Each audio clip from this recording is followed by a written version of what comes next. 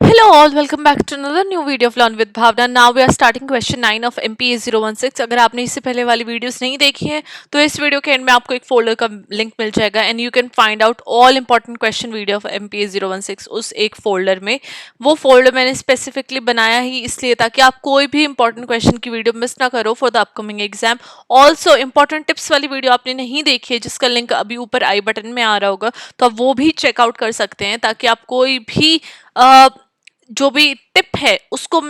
ना करो और आप एग्जाम में कोई भी एक नंबर भी अपना है छोड़ो नहीं, राइट आपका एक नंबर भी छुटे नहीं। तो इसलिए वो आपको इंपॉर्टेंट टिप्स वाली वीडियो जरूर देखनी है, आपको वो बिल्कुल भी मिस नहीं करनी है। स्टार्टिंग विद क्वेश्चन 9 हमें बात करना है features of 74th constitutional amendment act 1993। Right जब हम कोई भी आंसर लिखते हैं तो आपका first paragraph will always be the introduction. तो इंट्रोडक्शन में मैंने मेंशन किया कि जब हम 74th constitutional amendment act of 1993 की बात करते हैं तो हम देखते हैं वो कैसे सिग्निफिकेंट चेंजेस रिफॉर्म्स लेके आया था अर्बन गवर्नेंस इन इंडिया के अंदर। उसने एम किया था डिसेंट्रलाइज करने के लिए पावर को और डेमोक्रेटिक पार्टिसिपेशन को प्रमोट करने के लिए, एज वेल एज इंप्रूव की थी सर्विस डिलीवरी इन अर्बन एरियाज जहाँ पे उन्होंने कॉन्स्टिट्यूशनल स्टेटस प्रोवाइड किया था अर्बन लोकल बॉडीज को। अब ये जितनी भी बॉडीज है चाहे वो म्यूनिसिपैलिटीज हो या फिर म्यूनिसिपल कॉर्पोरेशन हो, उन्होंने ऑटोनॉमी पावर और रिस्पॉन्सिबिलिटीज और भी ज्यादा ग्रांट कर दी थी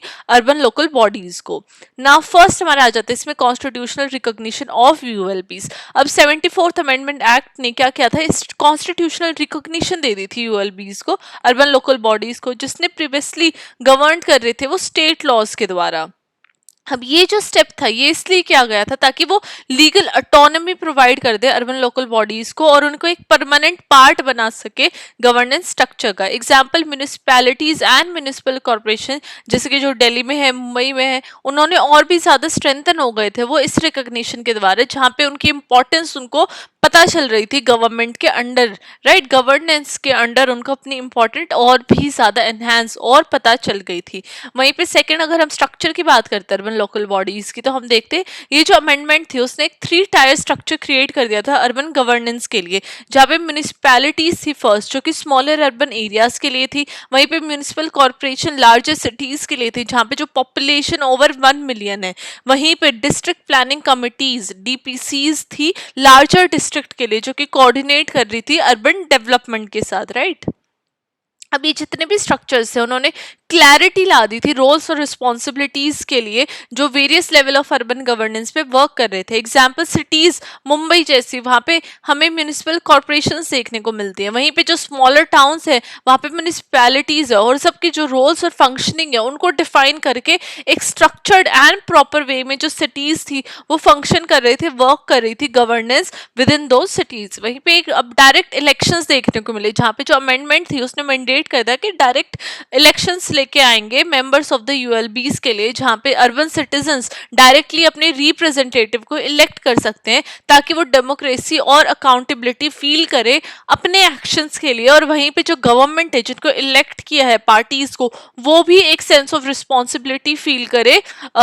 under their elective power, right under the election, right. वहीं पे अब रिजर्वेशन भी देखने को मिली विमेन और मार्जिनलाइज ग्रुप्स के लिए, जहाँ पे जो सीट्स है विमेन के लिए, एससीज एसटीज और ओबीज के लिए वो कहीं ना कहीं रिजर्व्ड हो गई थी यूएलबीज के अंदर, जहाँ पे इंश्योर किया गया एक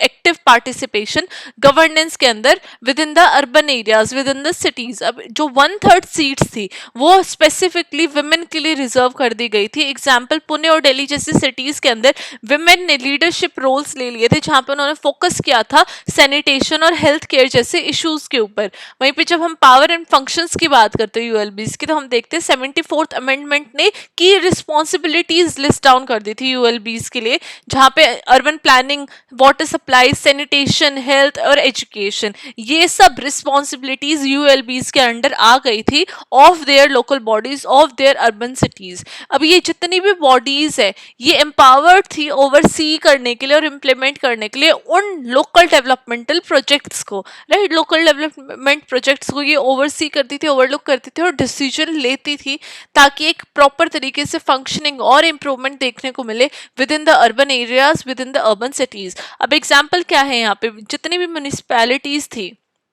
चेन्नई के अंदर वो हैंडल कर रही थी अर्बन प्लानिंग को, वेस्ट मैनेजमेंट को और वाटर सप्लाई को, जहाँ पे वो बेटर सर्विसेज प्रोवाइड कर पा रहे थे सिटीजन्स को। वहीं पे स्टेट फाइनेंस एंड कमीशन एसएफसीज ने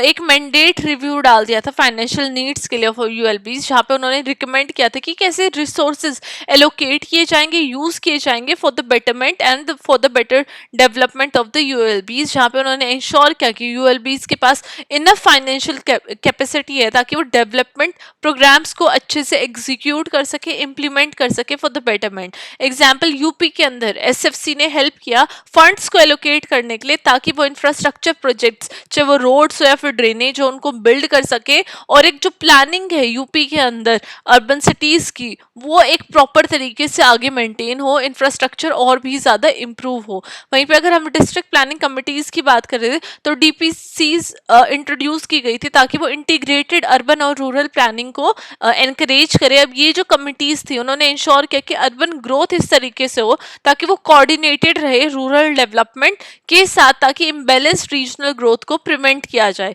एग्जाम्पल दिल्ली के अंदर डीपीसीज ने इंश्योर किया था planning across urban and rural areas जो कि कोहेसिव हो और वो हाउसिंग और ट्रांसपोर्टेशन जैसे इश्यूज को एड्रेस करे। वहीं पे urban governance and devolution of powers, अभी जो अमेंडमेंट थी उसने एम्फसाइज किया कि जो डिवोल्यूशन ऑफ पावर है स्टेट गवर्नमेंट टू यूएलबीज होनी चाहिए ताकि जो यूएलबीज है या फिर सिटीज है उनके पास ग्रेटर ऑटोनॉमी हो डिसीजन मेकिंग में। अब जो स्टेट्स थी उनको रिक्वायर्ड था कि वो रिस्पॉन्सिबिलिटीज और रिसोर्सेज को ट्रांसफर कर दे लोकल बॉडीज के लिए, ताकि जो लोकल बॉडीज हैं वो अपनी नीड्स के अकॉर्डिंग अपने डिसीजन खुद ले सके, राइट। तो एक ग्रेटर ऑटोनॉमी हमें देखने को मिली within the local bodies in urban areas. For example जब हम महाराष्ट्र की बात करते हैं तो सिटीज लाइक पुणे, उन्होंने और भी ज्यादा कंट्रोल गेन कर लिया था अपने सेल्फ म्यूनिसिपल अफेयर्स के लिए, जहां पे उन्होंने लोकल टैक्सेशन और इंफ्रास्ट्रक्चर डेवलपमेंट के ऊपर भी कंट्रोल एंड एक तरीके से डिसीजन मेकिंग पावर्स ले आए थे।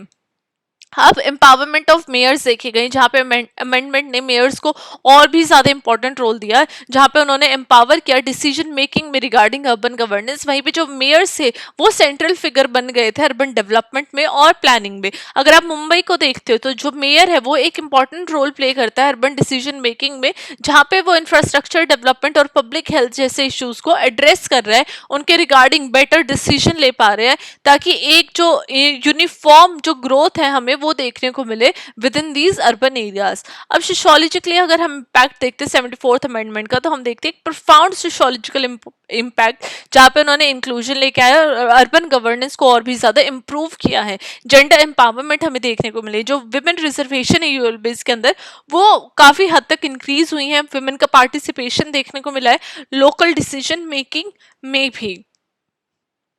ना सोशल जस्टिस हमें देखने को मिला, जहाँ पे रिजर्वेशन एससी एसटीज और ओबीसीज के लिए हेल्प किया है इन इक्वालिटीज को एड्रेस करने के लिए। मार्जिनलाइज ग्रुप भी एक वॉइस हो, उनकी भी जो इक्वल ग्रोथ है और जो डेवलपमेंट है वो हो within the urban areas as well. वहीं पे अर्बन डेवलपमेंट काफी हद तक हुई है। इस अमेंडमेंट ने कंट्रीब्यूट किया कि एक बेटर अर्बन प्लानिंग हो, इम्प्रूव्ड सर्विस डिलीवरी और बेटर गवर्नेंस देखने को मिले सिटीज के अंदर भी। अब लास्ट में हमारा कंक्लूजन आ जाएगा। कंक्लूजन आपको अपने हर आंसर में लिखना है। जब हम बात करते हैं 74th कॉन्स्टिट्यूशनल अमेंडमेंट एक्ट की 1993 की, तो उसने अर्बन गवर्नेंस को काफी हद तक ट्रांसफॉर्म कर दिया इंडिया के अंदर, जहां पे उसने यूएलबीज को स्ट्रेंथन किया है ताकि डेमोक्रेटिक पार्टिसिपेशन हमें देखने को मिले, सोशल इंक्लूजन प्रमोट हो। ऑल द चैलेंजेस काफी ज्यादा है फाइनेंशियल ऑटोनॉमी और पॉलिटिकल इन्फ्लुएंस के केस में, लेकिन जो ये अमेंडमेंट है इसने फाउंडेशन ले कर दिया ताकि एक एफिशिएंट और इंक्लूसिव अर्बन गवर्नेंस हमें देखने को मिले। और यूएलबीज आज भी क्रूशल रोल प्ले कर रहे हैं कि कैसे जो इंडिया का अर्बन लैंडस्केप है वो और बेटर तरीके से शेप हो, और बेटर तरीके से जो अर्बन एरियाज हैं वो डेवलप हो, और ऑटोनॉमी भी देखने को मिली है ताकि एक बेटर डिसीजन मेकिंग पावर वो ले सके for urban spaces and for the urban citizens, ताकि उनकी डेवलपमेंट दोनों तरीके से हमें देखने को मिले थ्रू यूएलबी।